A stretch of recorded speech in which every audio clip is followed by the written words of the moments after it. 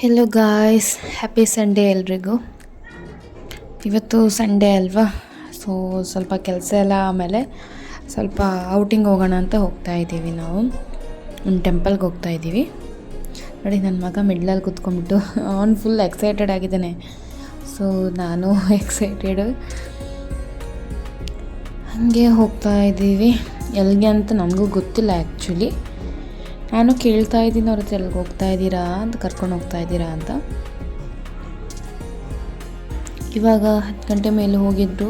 ಇಲ್ಲಿ ಫಾಗ್ ಕಮ್ಮಿ ಆಗಿರಲಿಲ್ವ, ಹಾಗೆ ಬೆಟ್ಟದ ಮೇಲೆಲ್ಲ ಹಂಗೆ ಫಾಗ್ ಇತ್ತು ನೋಡಿ, ಕಾಣಿಸ್ತಾ ಇರ್ಬೋದು. ಆ ಕ್ಲೌಡ್ ನೋಡಿ ಎಷ್ಟು ಚೆನ್ನಾಗಿದೆಲ್ಲ, ಡ್ರಾ ಮಾಡಿರೋ ಥರ ಚೆನ್ನಾಗಿದೆ. ಸ್ವಲ್ಪ ಹೊತ್ತು ಗಾಡಿ ನಿಲ್ಲಿಸ್ಕೊಂಡು ಇನ್ನೇನು 10 ಕಿಲೋಮೀಟರ್ಸ್ ಇದೆ ಅಂತ ಹೇಳಿದರು ನಾವು ಹೋಗೋ ಡೆಸ್ಟಿನೇಷನ್ಸ್ಗೆ. ಸೊ ಹಾಗಾಗಿ ನಾವು ಸ್ವಲ್ಪ ಹೊತ್ತು, ಅವರು ಡ್ರೈವ್ ಮಾಡಿ ಅವ್ರಿಗೂ ಬ್ಯಾಕ್ ಪೇನ್ ಎಲ್ಲ ಬಂದಿರುತ್ತಲ್ಲ, ಅದು ಅಲ್ಲದೆ ಇದು V4ಅಲ್ಲಿ ಸ್ವಲ್ಪ ಮಲ್ಕೊಂಡು ಹೋದಂಗೆ ಆಗುತ್ತಲ್ವ, ಅದಕ್ಕಾಗಿ.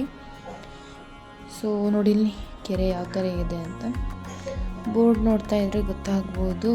ಇದು ಪಂಚಮುಖಿ ಆಂಜನೇಯ ಟೆಂಪಲ್ಗೆ ಹೋಗ್ತಾ ಇದ್ದೀವಿ. ಇದು ನಂದು ಫಸ್ಟ್ ವಿಸಿಟ್ ಆಗಿರುತ್ತೆ. ತುಂಬ ದೂರದಿಂದ ನೋಡ್ತಾ ಇದ್ವಿ, ಇನ್ನೇನು ಹತ್ತಿರ ಬರೋವಾಗ ಫುಲ್ ಗೂಸ್ ಬಂಪ್ಸ್ ಎಲ್ಲ ನಿಂತ್ಕೊಂಡ್ಬಿಟ್ಟು ನೋಡಿ ಯಾವ ಥರ ಇದೆ ಟೆಂಪಲ್ ಅಂತ. ಹಾಗೆ ಅಲ್ಲೇ ವಿಸಿಟ್ ಮಾಡ್ತಿರೋವಾಗ ಇಲ್ಲಿ ಒಂದು ಕುದುರೆ ಇತ್ತು. ಸೊ ಟೆಂಪಲ್ ಮುಂದೆ ನಿಂತ್ಕೊಂಡು ಒಂದು ಕ್ಲಿಕ್ ಮಾಡೋಣ ಅಂತ ಹೋದಾಗ ನಾವೇನಿಲ್ಲ ಟೆಂಪಲ್ ಮುಂದೆ ಅಂತ ಹೇಳ್ಬೋದು. ಒಳಗಡೆ ಕ್ಯಾಮ್ರಾ ಅಲೌಡ್ ಇಲ್ಲದೆ ಇರೋದ್ರಿಂದ ವಿಸಿಟ್ ಮಾಡಿ ಇವಾಗ ಮನೆಗೆ ರಿಟರ್ನ್ ಹೋಗ್ತಾ ಇದ್ದೀವಿ. ನೋಡಿ ಯಾವ ಥರ ಇದೆ, ಫುಲ್ ಸ್ಟ್ಯಾಚು, ದೊಡ್ಡ ಸ್ಟ್ಯಾಚು. ಹಾಗೆ ಸ್ವಲ್ಪ ಫೋಟೋ ಕ್ಲಿಕ್ ಮಾಡ್ಕೊಂಡಿದ್ವಿ, ಆ್ಯಡ್ ಮಾಡಿದ್ದೀನಿ ನೋಡಿ.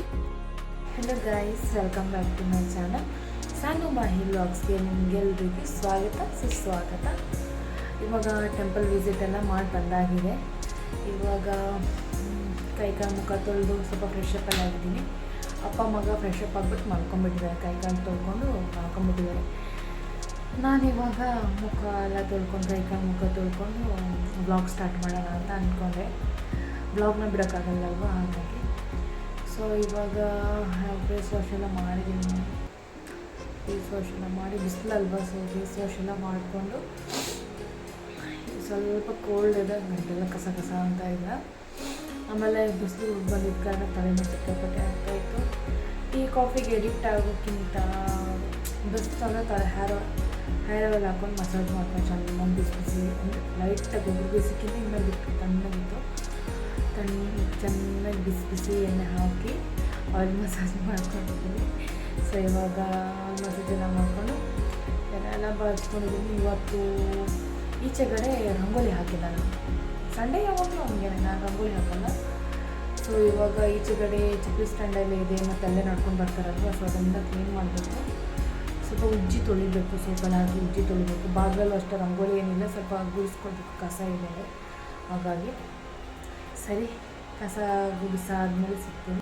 ಆಮೇಲೆ ಇಲ್ಲಿ ಈಚೆಗಡೆ ಅಂದರೆ ಗೇಟ್ ಒಳಗಡೆ ಚಪ್ಪಲಿ ಸ್ಟ್ಯಾಂಡ್ ಹತ್ರ ಸ್ವಲ್ಪ ಕ್ಲೀನಿಂಗ್ ಮಾಡ್ತಾ ಇದ್ದೀನಿ. ಎಲ್ಲ ಸ್ಟ್ಯಾಂಡ್ಗಿಂತ ಕೆಳಗಡೆ ಇದೆ. ಸೊ ಇದು ಒಂದು ವೀಕ್ಲಿ ಒನ್ಸ್ ಇದನ್ನು ಕ್ಲೀನ್ ಮಾಡಬೇಕು. ಅಂದರೆ ಗೇಟ್ ಒಳಗಡೆ ಈ ಥರ ಉಜ್ಜಿ ತೊಳೆಯೋದು, ಇಲ್ಲಾಂದರೆ ಡೈಲಿ ಗುಡಿಸಿ ಒರೆಸ್ತೀನಿ. ಸೊ ಈಚೆಗಡೆನೂ ಸ್ವಲ್ಪ ಗುಡಿಸಿ ಒರೆಸಿ ಎಲ್ಲ ಕ್ಲೀನ್ ಮಾಡಿ ಚಪ್ಪಲಿ ಸ್ಟ್ಯಾಂಡೆಲ್ಲ ತೆಗೆದುಬಿಟ್ಟು ನೀಟಾಗಿ ಕ್ಲೀನ್ ಮಾಡ್ಕೋತೀನಿ. ಅದಕ್ಕಿಂತ ಮುಂಚೆ ಏನು ಬಟ್ಟೆ ಎಲ್ಲ ಹಾಕಿದ್ದೀವಲ್ಲ ಅದನ್ನ ಫಸ್ಟು ತೆಗೆದುಕೊಳ್ಳೋಣ, ಇಲ್ಲಾಂದರೆ ಗಲೀಜಾಗುತ್ತಲ್ಲ ನೀರೆಲ್ಲ ಬಿದ್ದು. ಸೊ ನೋಡಿ, ಧೂಳು ನೋಡ್ತಾ ಇರ್ಬೋದು. ಇದು ಡೈಲಿ ಗುಡಿಸಿ ಒರೆಸಿದ್ರು ಎಲ್ಲ ಹಣೆ ಬರ ಹಿಂಗೆ ಅಂತ ಹೇಳ್ಬೋದು. ಸೊ ಡೈಲಿ ಗುಡಿಸಿ ಒರೆಸ್ತೀನಿ, ಅಂದರೆ ನೀರು ಹಾಕಿ ಉಜ್ಜೋದಿಲ್ಲ, ಟೈಮ್ ಸಿಗೋದಿಲ್ಲ ಅಲ್ವಾ, ಹಾಗಾಗಿ. ಸಂಡೇ ಆಗಿರೋದ್ರಿಂದ ನೀರೆಲ್ಲ ಹಾಕಿ ಸ್ವಲ್ಪ ಕ್ಲೀನ್ ಮಾಡೋಕ್ಕೆ ನೀರೆಲ್ಲ ಹಾಕ್ಕೊಂಡು, ಸಂಡೇ ರಂಗೋಲಿ ಏನು ಹಾಕೋದಿಲ್ಲ ಅಲ್ವಾ, ಹಾಗಾಗಿ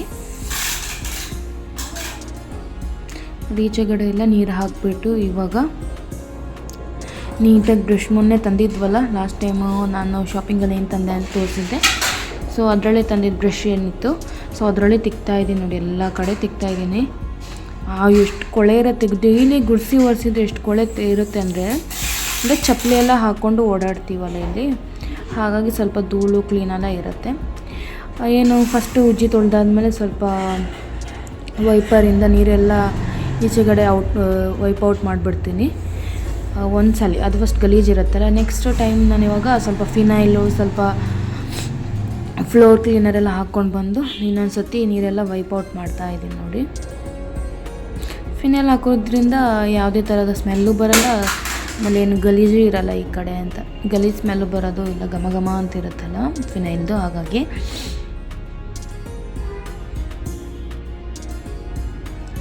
ಇವಾಗ ನಾನು ನೋಡಿ ಆದರೂ ನಂಗೆ ಸಮಾಧಾನ ಇಲ್ಲ, ಸ್ವಲ್ಪ ಮೇಲಿಂದ ಫಿನೈಲ್ ಹಾಕ್ಕೊಂಡು ಇವಾಗ ಮಾಬಿಂದ ಒರೆಸ್ತಾ ಇದ್ದೀನಿ, ಕ್ಲೀನ್ ಮಾಡ್ತಾಯಿದ್ದೀನಿ. ನನಗೆ ಯಾಕೋ ಸಮಾಧಾನ ಇಲ್ಲ, ಅದಕ್ಕೆ ಇನ್ನೊಂದು ಸತಿ ಫಿನೈಲ್ ಹಾಕಿದೆ.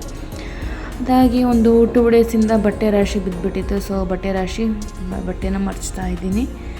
ನನ್ನ ಮಗ ನೋಡಿ, ಅವ್ನ ಕ್ಯಾಮ್ರಾ ನೋಡಿದ ತಕ್ಷಣ ಬಂದು ನೋಡಿ ಎಲ್ಲಿ ಕೂತ್ಕೊಂಡಿದ್ದಾನೆ. ಕ್ಯಾಮ್ರಾದ ಹತ್ರ ಕ್ಯಾಮ್ರಾ ಇಟ್ಟಿದ್ದೀನಿ ಅಂತ ಗೊತ್ತಾಗಿ ಕ್ಯಾಮ್ರಾದ ಮುಂದೆನೇ ಬಂದು ತಿಂತಾ ಇದ್ದಾನೆ. ಆ್ಯಕ್ಚುಲಿ ಅವನು ಏನು ಮಾಡ್ತಾಯಿದ್ದಾನೆ ಅಂತ ಅವನಿಗೆ ಗೊತ್ತಿಲ್ಲ. ಅವನು ಏನೋ ಮಾಡ್ತಾಯಿದ್ದಾಳೆ ಮಮ್ಮಿ ಅಂತ ಬಂದು ಕೂತಿದ್ದ ನನ್ನ ಜೊತೆ. ಬಟ್ಟೆ ಎಲ್ಲ ನೀಟಾಗಿ ಮಡಿಸ್ತಾ ಇದ್ದೀನಿ. ಬಟ್ಟೆ ಒಂದು 2 ಡೇಸಲ್ಲೇ ರಾಶಿ ಬಿದ್ದುಬಿಡುತ್ತೆ. ಆಮೇಲೆ ಒಣಗೋದಿಲ್ಲ ಅಲ್ವಾ, ಇವಾಗ ಚಳಿ ಆಗಿದ್ದರಿಂದ ತಣ್ಣಗಿರುತ್ತೆ, ಒಣಗೋದಿಲ್ಲ. ಇವನೇನೋ ಲಂಚ ಬೇಕು ಅಂತ ಪಪ್ಪಿ ಕೊಡ್ತಾ ಇದ್ದಾನೆ ನೋಡಿ. ನಾನು ಎಲ್ಲಿ ಕೊಡಲಿ ಅಂತ ಹೇಳ್ದಕ್ಕೆ ಎಲ್ಲಿ ಕೊಡು ಅಂದಿದ್ದಕ್ಕೆ ನೋಡಿ ಹೆಂಗೆ ಆಡ್ತಿದ್ದಾನೆ. ಇವರು ನೋಡು ಮಮ್ಮಿ ನನ್ನ ಕೇಕೆಲ್ಲ ಬಿದ್ದೋಯ್ತು, ಏನು ಮಾಡ್ತಿದ್ದೀಯ ಅಂತ ಬೈತಾ ಇದ್ದಾನೆ ನನಗೆ. ಅವನೇ ಬರೋದು, ಅವನೇ ನನಗೆ ಬೈತಾ ಇದ್ದಾನೆ ನೋಡಿ.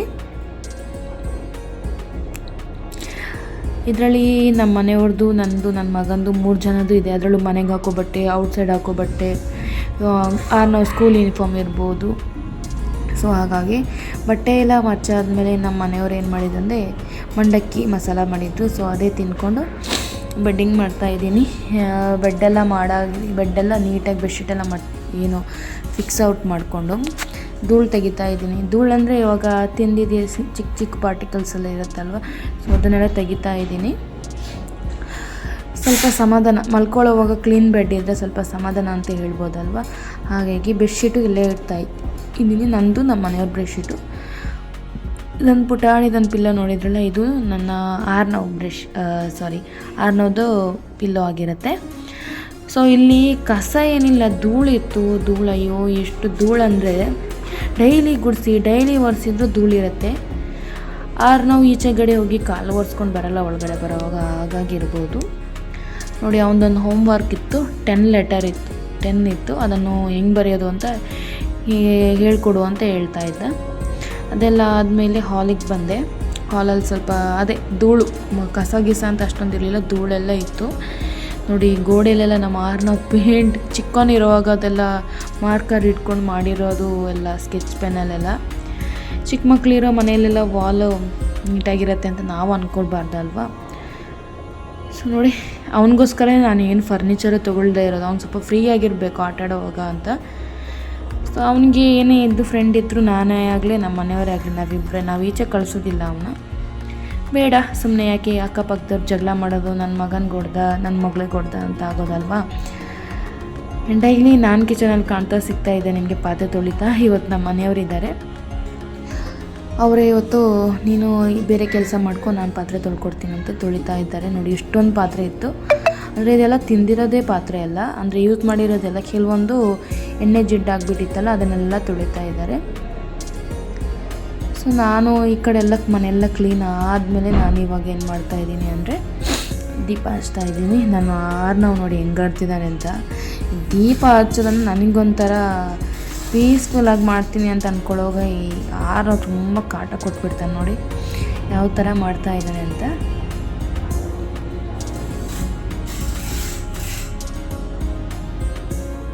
ಇನ್ನು ಹಾಗೆ ಹೋಗ್ಬಿಟ್ಟಿದ್ದಾಳೆ ಅಂತ ಅಂದ್ಕೊಳ್ಬೇಡಿ. ನಾನು ಕೈಕಾಲು ಮುಖ ತೊಳ್ಕೊಂಡೇ ಬಂದಿದ್ದು. ಮಾರ್ನಿಂಗ್ ಸ್ನಾನ ಮಾಡಿದ್ದೆ, ಇವಾಗ ಕೈಕಾಲು ಮುಖ ತೊಳ್ಕೊಂಡೆ ನಾನು ದೀಪ ಹಚ್ತಾ ಇರೋದು.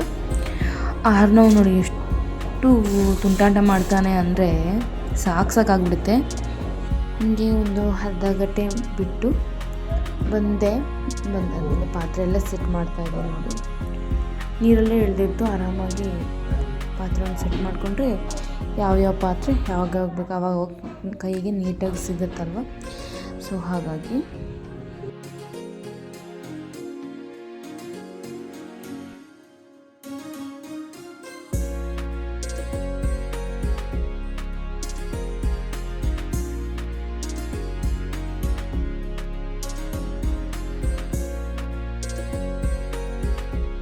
ಪಾತ್ರೆ ಎಲ್ಲ ಸೆಟ್ ಆದಮೇಲೆ ಇವಾಗ ಹೆಸ್ರು ಕಾಳು ಸಾಂಬಾರು ಮಾಡೋಣ.